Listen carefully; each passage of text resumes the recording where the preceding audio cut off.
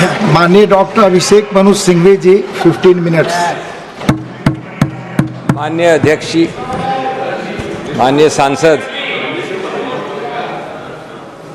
75वीं वर्षगांठ के उपलक्ष्य में इस वार्ता में मैं एक अत्यंत सरल लेकिन एक अत्यंत विचित्र और कठिन प्रश्न के साथ बात शुरू करना चाहता हूं। और वो प्रश्न ये है कि 1930 से 60 के बीच में जो लगभग 30-40 देश स्वतंत्र हुए साम्राज्यवाद से, उपनिवेशवाद से, यूके से, बेल्जियम से, फ्रांस से, नेदरलैंड से इत्यादि इत्यादि निकले वहां की कॉलोनियलिज्म से, सिर्फ एक अकेला कोरा भारत है जो उन 30-40 देशों में से आज एक गौरवशाली गणतंत्र लोकतंत्र है, बरकरार है आज 75 वर्ष बाद। ये एक बहुत ही विचित्र चीज। इसका कारण क्या है? तो कई कारण है। सबसे बड़ा कारण होता है गुड लक। लेकिन अगर और इसमें देखा जाए तो मैं समझता हूं कि एक अद्भुत जुगलबंदी थी। मैं नहीं कह रहा हूं कि एक ही कारण है। एक कारण निश्चित रूप से वो अद्भुत जुगलबंदी का है जो गांधी और नेहरू के बीच में थी, और जो ट्रिनिटी थी हमारी जीएनपी की, गांधी नेहरू पटेल की।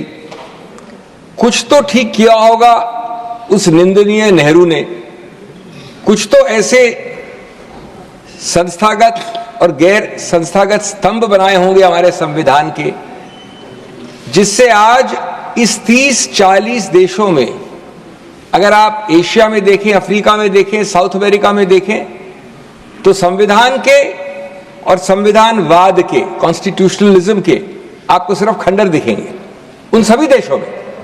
अगर एक ने वो हमको स्वतंत्रता दिलवाई और दूसरे ने उसको महफूज रखा, सुरक्षित रखा, तो कुछ तो ठीक किया होगा इन दोनों ने मिलकर। तो अब देखते हैं कि ये क्या संवैधानिक स्तंभ हैं जो 75 वर्ष से इस देश को गौरवशाली बना के रखा है, विश्व का सबसे बड़ा गणतंत्र। अब दोस्तों, इसकी वर्तमान हालत पे 2-4 मिनट बिताते हैं। इसकी वर्तमान हालत क्या है न्यू इंडिया में, न्यू बीजेपी के शासन में? सबसे पहले है भय का वातावरण, अविश्वास का वातावरण, विभाजन का वातावरण। इसके लिए कोई थर्मोमीटर नहीं चाहिए। आप भी जानते हैं, हम भी जानते हैं, सेंट्रल हॉल, पुराना सेंट्रल हॉल से लेके अल्पसंख्यकों तक ये भय का वातावरण है। वो सेंट्रल हॉल का आजकल कैंटीन हो गया है सब्स्टिट्यूट, यहां पर सेंट्रल हॉल तो नहीं रहा। लेकिन अपने कंधे के पीछे झांक कर बोलना, इसे कहते हैं गणतंत्र के भय को। और मैं कहना चाहता हूं कि ऐसा वातावरण 75 साल में कभी नहीं आया, सिवाय उस 18 महीने में आपातकाल में, जिसके ऊपर मैं अभी आने वाला हूं। कभी नहीं हुआ। 2 उदाहरण देना चाहता हूं इसके, फिर आगे बढ़ूंगा मैं। एक उदाहरण तो अभी पिछले हफ्ते का है, दोनों में मैं पेश भी हुआ था। प्लेसेस ऑफ वर्शिप एक्ट में क्या हुआ और उच्चतम न्यायालय ने क्या कहा ऑर्डर 3-4 दिन पहले, उसकी बात मैं नहीं कर रहा हूं, आप सब जानते हैं। उन्होंने कहा कि जब तक हम इसको निर्णित करते हैं तब तक एक प्रतिबंध रखें, एक शांति बहाल रखें, एक स्टेबिलिटी रखें, स्थिरता रखें। जो महत्वपूर्ण है कि उस हियरिंग में केंद्र सरकार का क्या स्टैंड था। केंद्र सरकार, जो वैसे टेक्निकल रूप से तो एक न्यूट्रल होनी चाहिए थी, उन्होंने कहा कि ये आंतरिक आदेश नहीं दीजिए। कब तक नहीं दीजिए? जब तक आप इसका निर्णय करेंगे तब तक भी नहीं दीजिए। और निर्णय क्या था? निर्णय था बड़ा समझदार निर्णय कि नया कोई सूट दर्ज नहीं होगा और जो पुराने सूट है उसमें कोई भी प्रभावशाली इफेक्टिव ऑर्डर आंतरिक या अंतिम नहीं पास किया जाएगा। इसका विरोध किया है सरकार ने। और आप बात करते हैं सेक्युलरिज्म और फ्रेटर्निटी की, जब तक सिर्फ निर्णय आता है तब तक।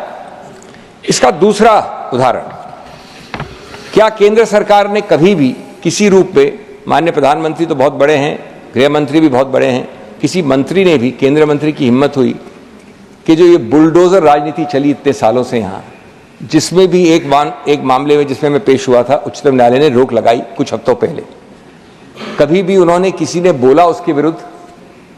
ये आपके सबसे बड़े प्रदेश से शुरू हुआ था, एक शब्द बोलने की हिम्मत थी किसी को? बल्कि आप लोगों ने, you glorified, your CM's glorified bulldozer आज। there was a inter-CM, inter-state competition as to who is the more Rambo CM to practice bulldozer.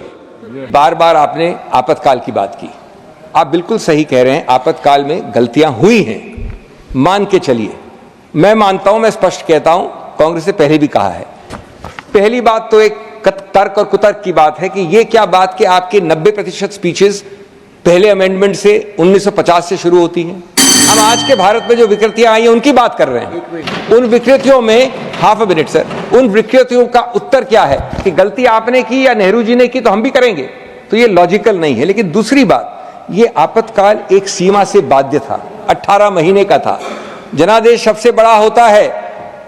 Indira Gandhi के आपातकाल के बाद इंदिरा गांधी को जनादेश ने वापस चुनावित किया. ये आपातकाल एक संवैधानिक विकृति थी जो संविधान अनुमोदित करती है, संविधान अलाउ करती है, संविधान के अनुसार हुआ, गलतियां हुई, अंत हुआ. आज इस अघोषित आपातकाल की क्या सीमा है? क्या संवैधानिक प्रतिबंध है? क्या संवैधानिक कंट्रोल है? जीरो.